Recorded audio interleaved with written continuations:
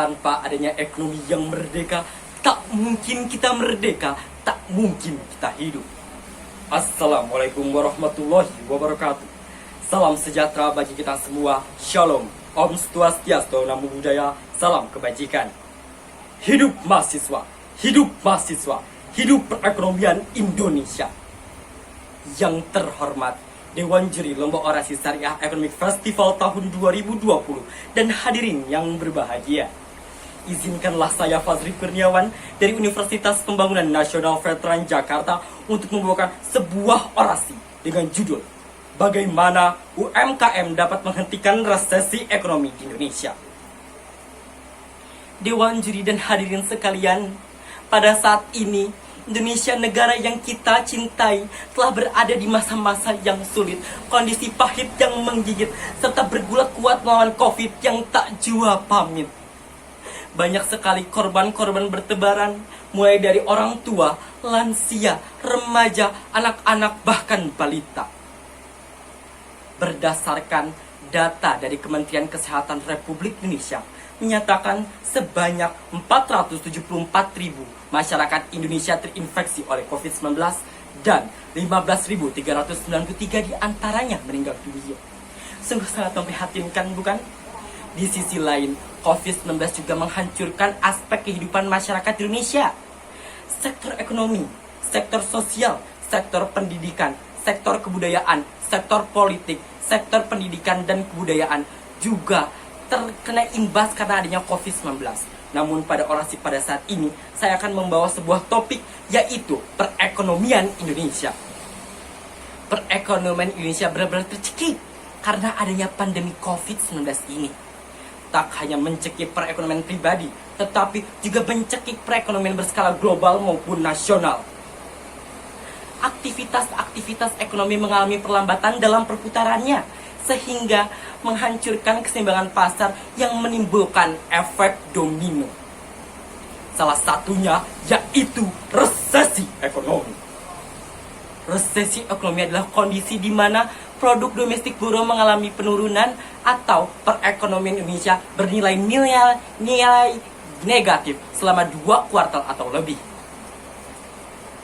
Hadirin sekalian, berdasarkan pendapat Kepala Badan Kebijakan Fiskal Kementerian Keuangan Republik Indonesia menyatakan bahwa sebenarnya negara kita telah mengalami resesi ekonomi pada kuartal pertama tahun 2020, yang mana pada biasanya produk domestik Indonesia selalu berada pada kisaran 5%, namun pada kuartal pertama turun menjadi 2,97%. Tak berhenti sampai di situ.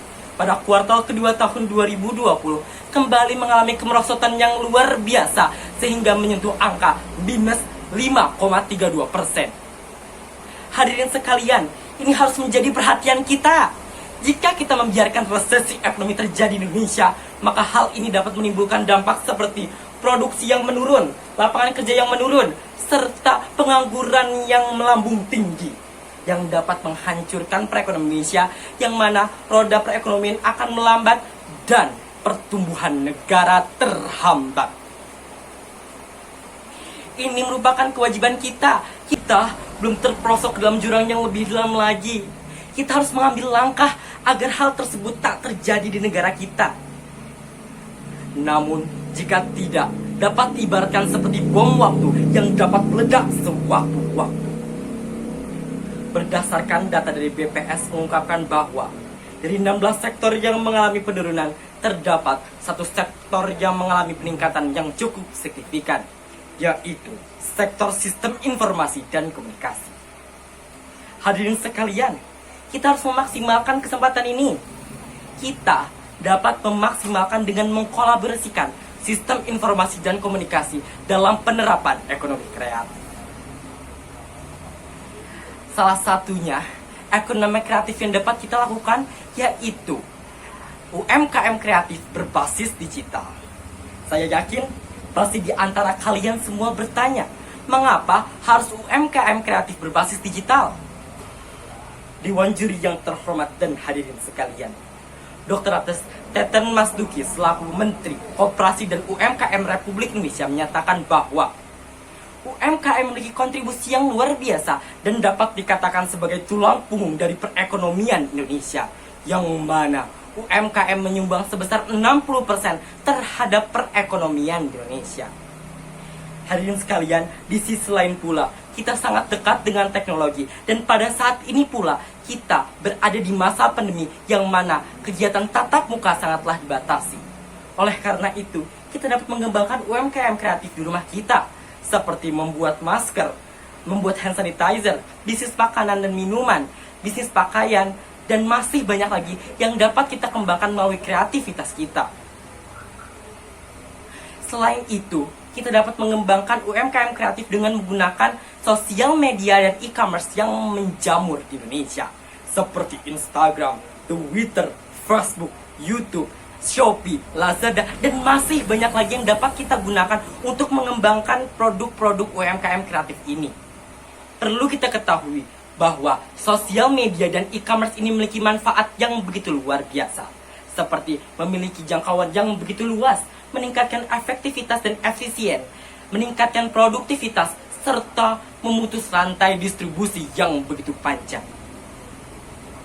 Hadirin sekalian, pengembangan UMKM kreatif bukan hanya tugas masyarakat dan pegiat UMKM saja, tetapi para pemerintah harus mendukung UMKM kreatif. Salah satunya seperti mengembangkan infrastruktur internet.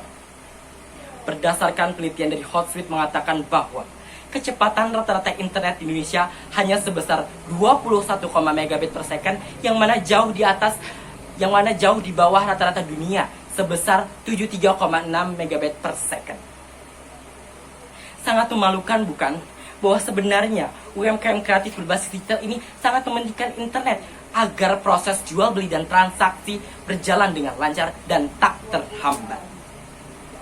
Selain itu pula, pemerintah perlu memberikan modal dan pelatihan bagi para pegiat UMKM.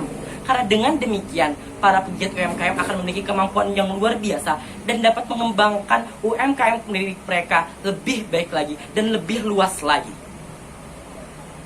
Dewan Juri dan hadirin sekalian, diharapkan dengan adanya UMKM kreatif ini dapat memulihkan kembali perekonomian Indonesia dari resesi ekonomi yang membahayakan. Perlu adanya kontribusi serta kerjasama antara pemerintah dan masyarakat untuk mengembangkan UMKM kreatif, dan semoga perekonomian Indonesia dapat pulih kembali. Mungkin itu saja yang dapat saya sampaikan. Apabila ada kekurangan mohon dimaafkan. Wassalamualaikum warahmatullahi wabarakatuh. Hidup perekonomian Indonesia.